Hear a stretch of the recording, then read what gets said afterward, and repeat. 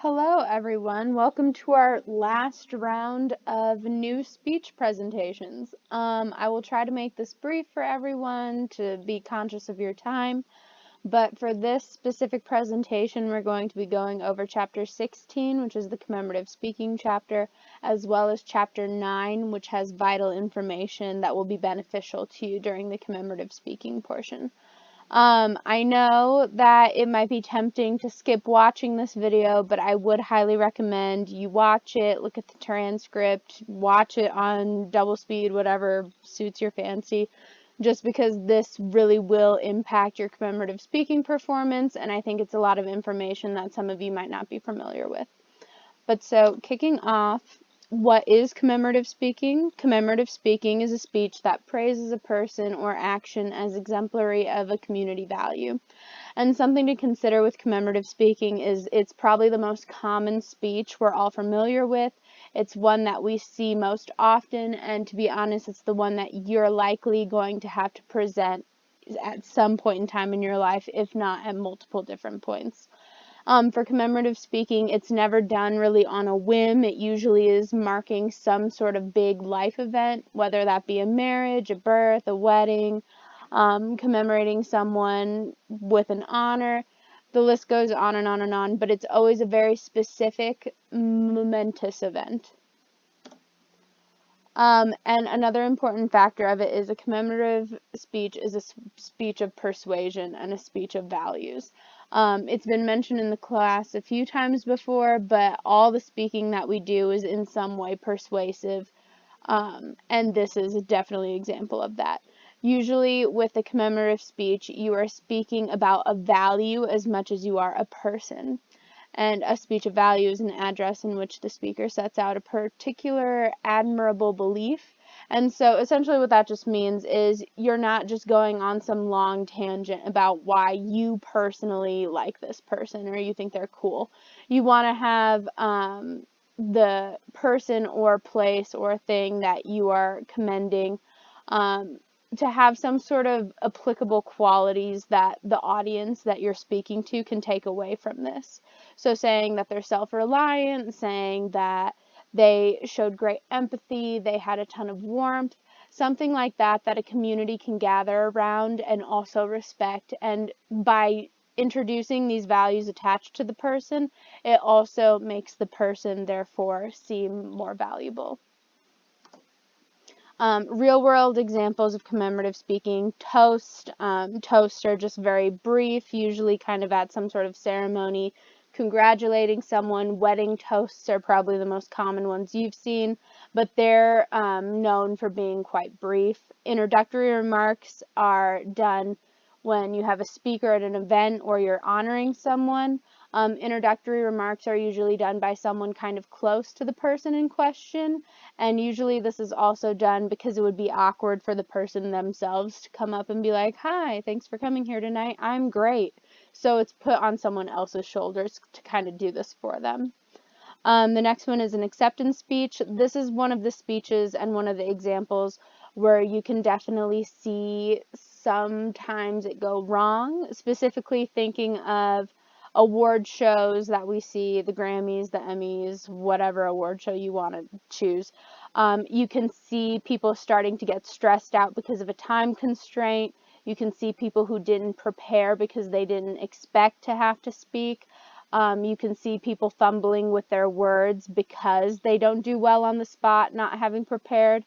That is one that I personally think is the most valuable. You oftentimes could look at an acceptance speech and see a ton of flaws, and it's almost like it's taken as a view of being humble almost, because a lot of people assume that if you go up there with your acceptance speech and you have like a long thing written out, it's like, okay, damn, you expected to win this. But that's just something to take into consideration next time you do watch an award show, is that acceptance speeches usually are mess ups. A commencement address, that's just kind of like a graduation. We've all probably heard it once or twice. The school valedictorians or salutatorians, whatever, get up there and just kind of say like, "We all did this together, blah, blah, blah." That's what that is. That is another example of one that tends to be kind of boring at times. You really have to try, and it's based on your delivery and your style that makes it engaging. A eulogy is another tricky one. Just as these can be very happy, celebratory things, they also can have kind of a downtrodden melancholy effect to them.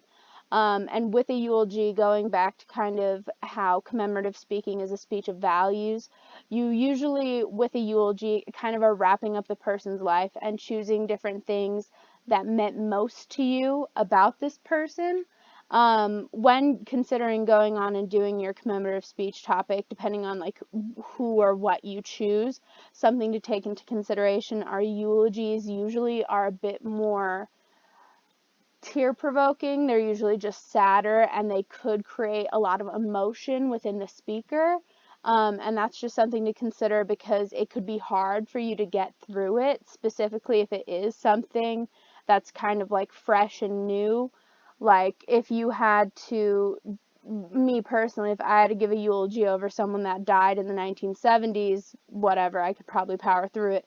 If I had to do it over Ruth Bader Ginsburg, I probably would cry. So something to take into consideration is you won't get points for crying or showing emotion. Yes, it's good that you're getting passionate about the speech, but you shouldn't have your emotion take away from the impact of the speech itself. If we can't understand you, it loses impact within the audience. And the last one is dedication, which kind of is a bit of a mix between introductory remarks and eulogy in terms of usually the person has passed, and a dedication is most oftentimes like, oh, we're naming this bridge after so-and-so. We're dedicating this plaque to so-and-so. Sometimes the person is alive, but more often than not, you will see this in situations where the recipient is no longer here. But so these are some real world examples. Unlike some of the other speeches I think we've gone over, I think that all of us have something like a real life thing we have experienced ourselves that we can attach to these. So characteristics of a commemorative speech, you, as mentioned before, need to name a value. You can also name multiple values. That could be something that's beneficial. On Canvas, in the example speech that I am not going to force you to watch within this video, just whenever you have time, go and check it out. I believe, if I'm remembering correctly, that speaker chose to have three different characteristics or three different values that they were kind of honing in on.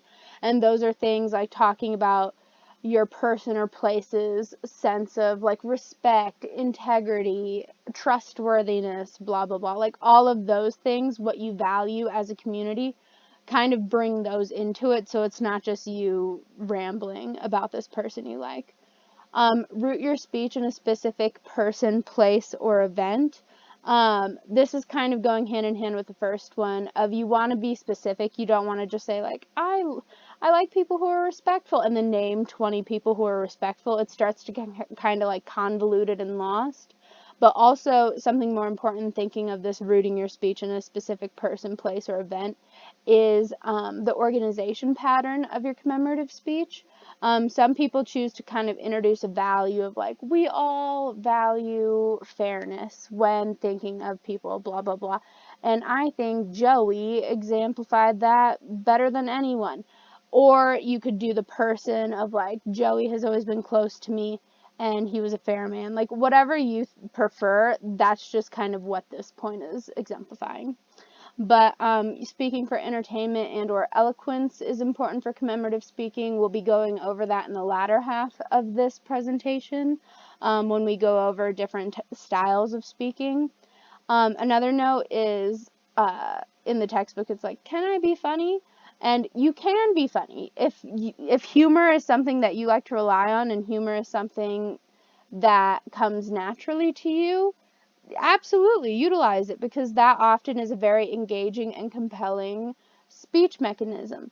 But if you're not funny, which I don't mean that rudely, just like if you kind of find humor and jokes not your thing, you don't have to force it. Like, don't try to be funny for funny's sake. Just if it is something that is comfortable and natural to you, absolutely take advantage of it. If you don't feel that way, you do not have to. And then something specific within this one, which I hope you guys are listening to this because it is important, is you can use a manuscript for this one, and you should turn in a manuscript for the commemorative speech. And on the speech outline upload, you can see that the example is a manuscript.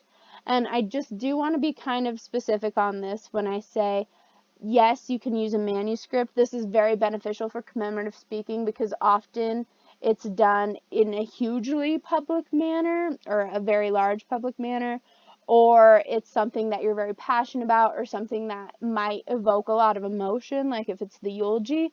So having your words completely laid out before you that you can kind of like rely on and like look back on is beneficial. But, big but, just because you can use a manuscript does not mean you should be reading off of your manuscript when you turn in your video. And another note is that I can tell when you guys are reading off of a piece of paper, or if you're reading off your computer just line by line, I can see that, and you will lose points if you're using it as a crutch. Just like your note cards and whatnot are to your advantage and just something that you should be kind of checking back on to orient yourself, that's how a manuscript should be used in this case scenario.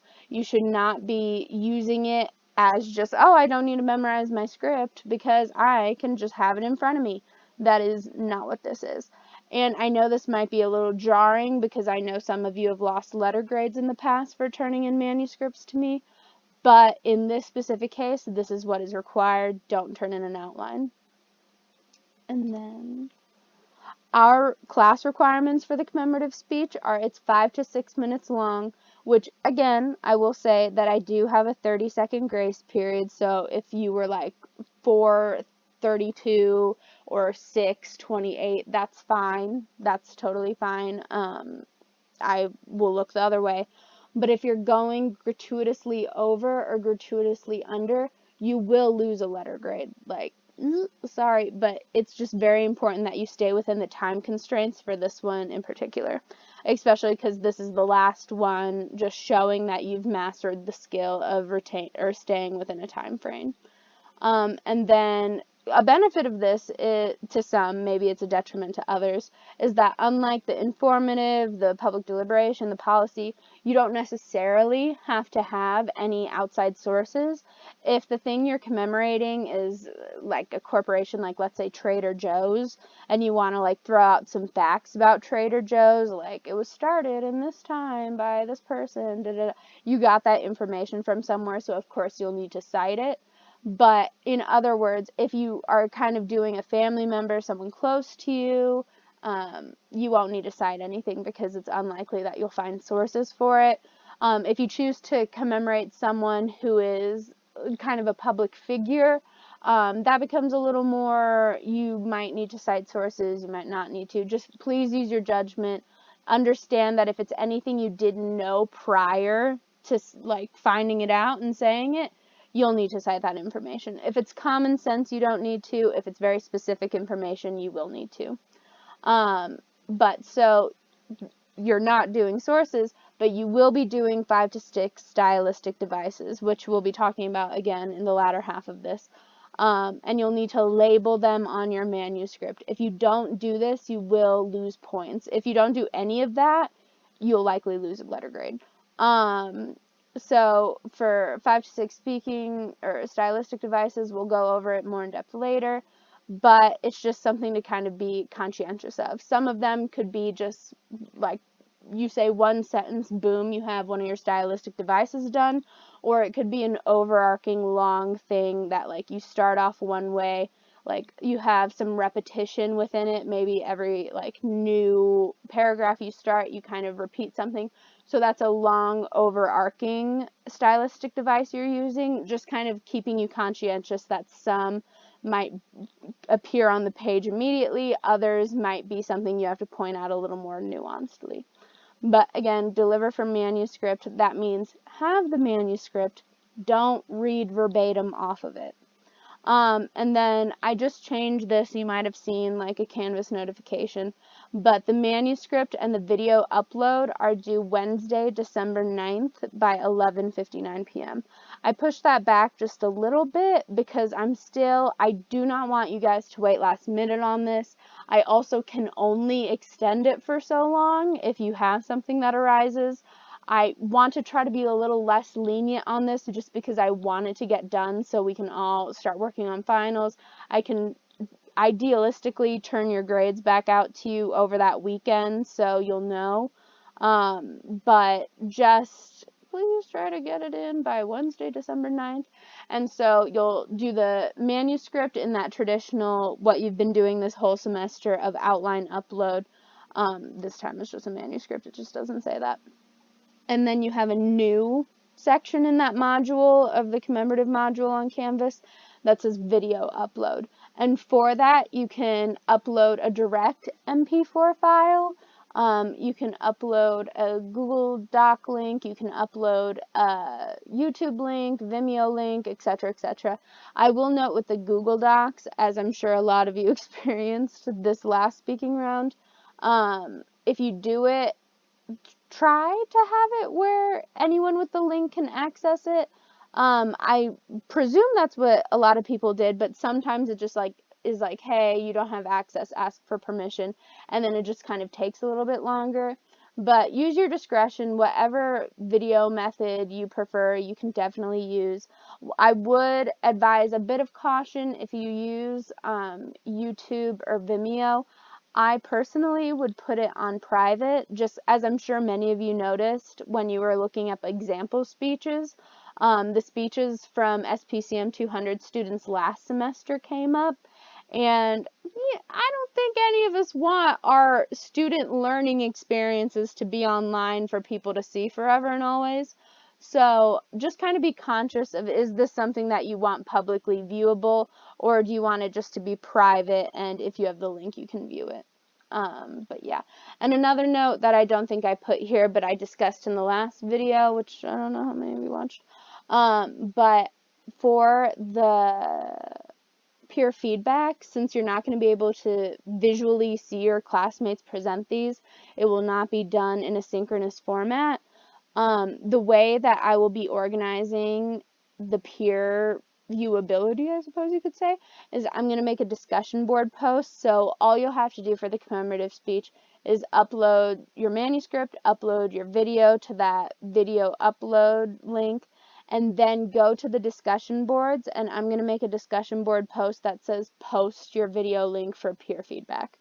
I don't know necessarily how well that will work with the MP4s. I'm pretty technologically illiterate, as I'm sure you guys have come to be aware of. But just post the link so your classmates are able to click on it to view it, just so they can kind of write their notes and whatnot. This is just, they'll be gone after the semester, so you don't have to worry about anything. You don't have to keep the video up after you get your grade, to be honest. You can delete it. And maybe consider just putting like a few notes about, like, I'm speaking about Walmart and their morals, or something like just kind of put an anecdote about what you're speaking on so people can just kind of look through and maybe choose what they want to watch. Another note, just logistically speaking, about uploading your video is try to be conscious of your placement within the frame of the video. It's preferred that you are just kind of maybe like chest up, facing the camera. I personally don't care if you choose to stand or sit. Either is completely fine. If you want your whole body in frame, sure, go ahead, do that.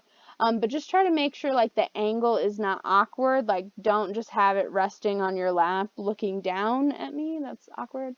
And just make sure that you treat the lens of your camera, whether it be your laptop or your phone, as your audience eyes, because it essentially is. By looking at the camera, you're looking at your audience.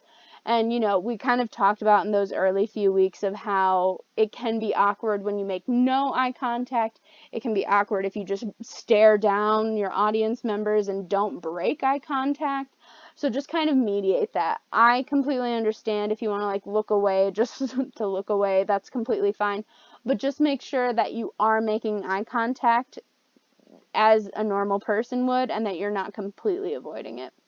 But I think those are the wrap-up things of the commemorative speech requirements. That does not mean to click off. We will be going over Chapter 9, which is speaking style and language. And this is important in terms of that, speaking for eloquence, speaking for entertainment, and those 5 to 6 sorts of speaking styles that you have to include and label within your manuscript. But so just kind of jumping into it, style refers to the way in which a speaker uses language to advance their message. When you think about public speaking, essentially there are two things working in tandem, and that would be delivery, which is kind of like the physical way you present yourself while speaking, and then style, which is kind of the tactful way in which you use your words. And then another component of it, of course, is language. Language should be understood as one of the most prevalent symbolic systems human beings can use to create and share meaning about their world and ultimately to change it. So essentially, what all of this means, to wrap up, is your words matter. Using the correct words in the correct settings to the correct audience is a very nuanced, important skill to have, and it's something that you need to kind of be aware of, and that's what this chapter is really focusing on. So the key concepts of language in particular, one of which is languages are systems, just like public transportation, just like any sort of system you can think. Language has a lot of intricacies to it that we need to be conscientious of, just like I mentioned. But then more specific, and this is specifically one of the concepts I think is most important for everyone to know, is that languages are symbolic systems. By symbols, we mean written, spoken, or visual representations that stand for or represent something else. And this also goes into the concept of the semantic triangle of meaning. In the bottom left corner, you can see this kind of chart where it has tree, just as a word, is the symbol. You, going to the right, are referencing the tree as you imagine it, and just depending on what you say will be at the top how the person like conceptualizes it. Which I know that's kind of a lot, but more so thinking of, let's say I say apple, or better yet, I say dog, and then I maybe am saying something along the lines of, oh, I love bringing my dog on a plane. Depending on how you are conceptualizing the word dog versus how I'm referencing the word dog will greatly change the meaning. Because if I'm talking about like a chihuahua or a tiny dog, and when I say the word dog, you think of like a Great Dane, then the concept of me bringing this animal onto a plane will either be like, are you serious? You like that? Or you'll understand, depending, which is why in that specific case scenario, specificity would be more important. But that sounds kind of pedantic and just kind of like, okay, well, duh, like, what does it matter?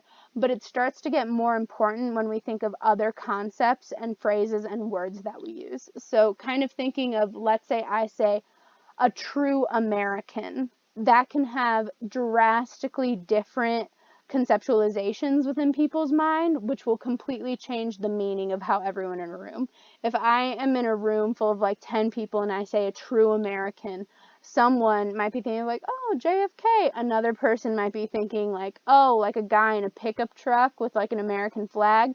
Like there are so many different conceptualizations we could have from that one phrase.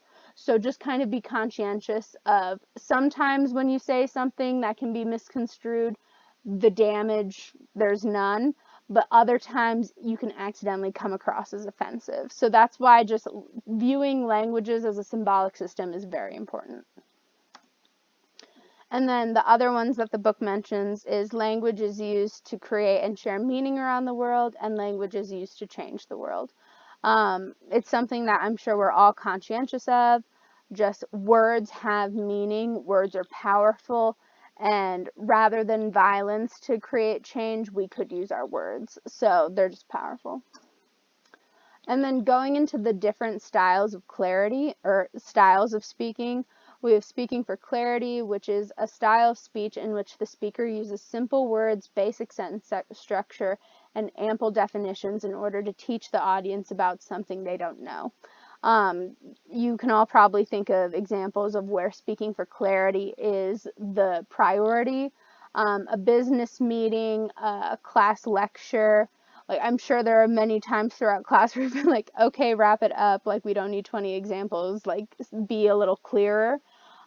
Just like how at a business meeting, if someone's constantly cracking jokes, like look at Michael Scott in The Office. People get frustrated with him so often, and the butt of the joke is the fact that he is being ridiculous in a setting where they are wanting directness, simplicity, and like just complete clarity. And then, just as I mentioned, the like nuances of speaking with clarity are you'll often use definitions. So just making sure that if you're in a situation where you're using jargon, that everyone is on the same page and understanding. So just again, being clear with your words, being direct. There is no purpose of going off on 20 tangents because that could lead to confusion, and then people could get kind of lost in what you mean.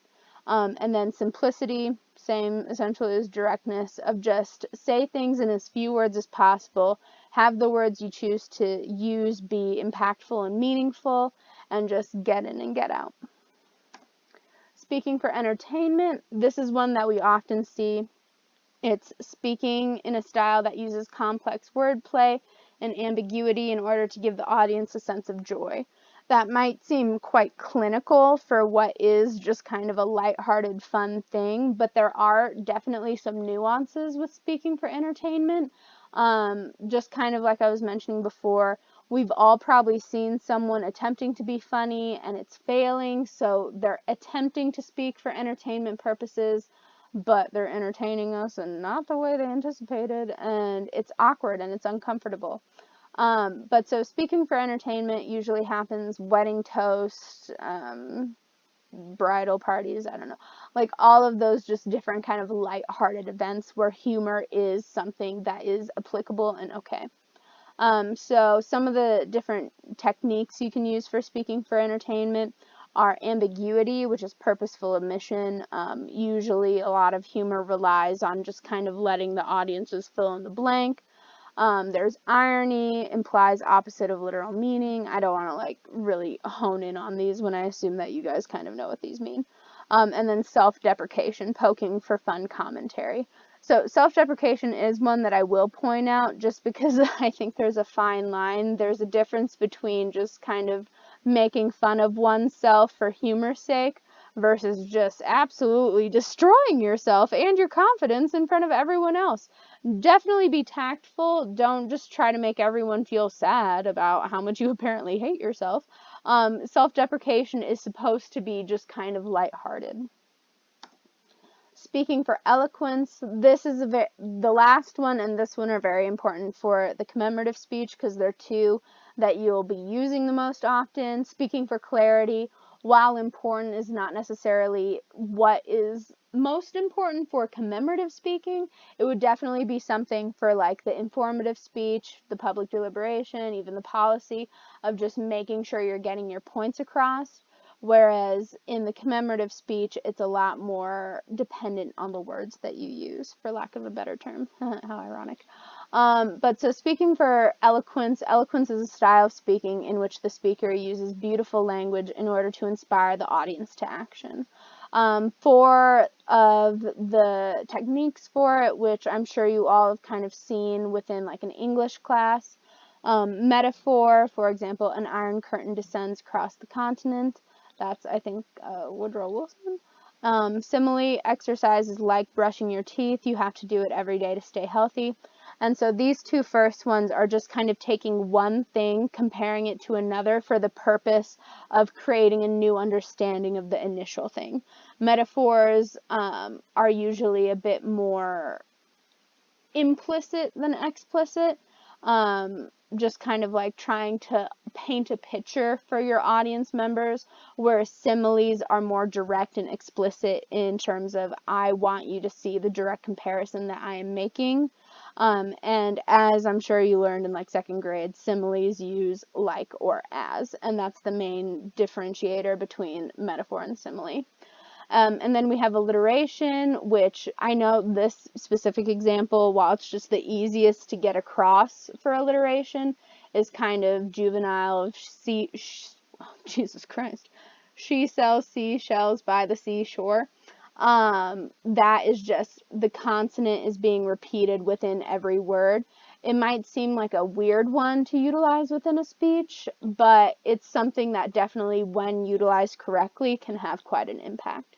And then parallelism, this is one of the ones I was alluding to earlier, where it might not necessarily, like if you use alliteration, boom, within that sentence, I'm like, oh, you're using alliteration.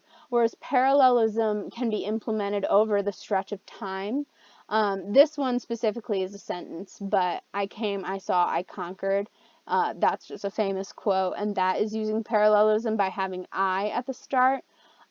This could be something where you start every paragraph per se the same way, or every new thought the same way while you're speaking. Sometimes it can seem a little too repetitive and it might be overbearing to the audiences, but other times it just can come across as very powerful. Of if every time you're like, Jacob was a good man, da da da, talk about why Jacob was a good man. The next time you have like a new topic, Jacob was a strong man, da da da, talk about why he's a strong man. Jacob was a decent man. Just kind of something like that, where it's something that's occurring throughout your speech and paralleling one thing to another. And I think this is the last one, don't quote me, but speaking for inclusion and affirmation, I actually have like something on my screen, so I think it says affirmation.